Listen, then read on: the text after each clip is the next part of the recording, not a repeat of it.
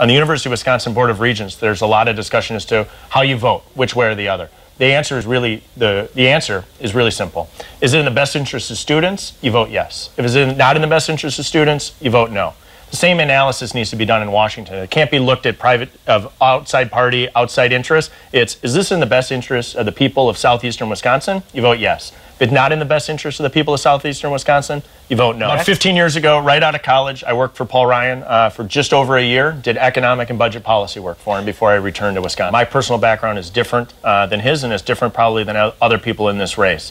And that's kind of that private sector, understanding issues, digging in, looking for solutions, solving problems. And to me, that's the approach that we need to see in Washington. We need to see problem solvers, people that are willing to pull people together to reach results and find solutions for the people here in Wisconsin. Number one is the way that we spend taxpayer money in Washington. The system is broken.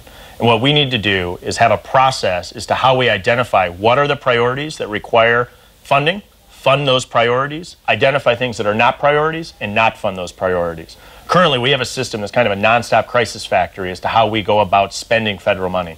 That process is broken, and I want to go in there and address that process and bring solutions so that the ultimate product is a much better product for the people of Wisconsin. As I'm out there speaking with people, they want to take a step forward. Now what we need to do, motivate those individuals that see the economic benefits that are at hand and encourage them to come out and vote. It's easier to vote when you're angry at something. It's harder to encourage people to vote maybe when they're complacent and happy. Explain why you think Washington is broken and what are those positive results? Well, I think it's pretty clear to a lot of folks as to why it's broken. I think nothing is more evident of that than kind of the nonstop crisis factory as to how solutions are getting solved.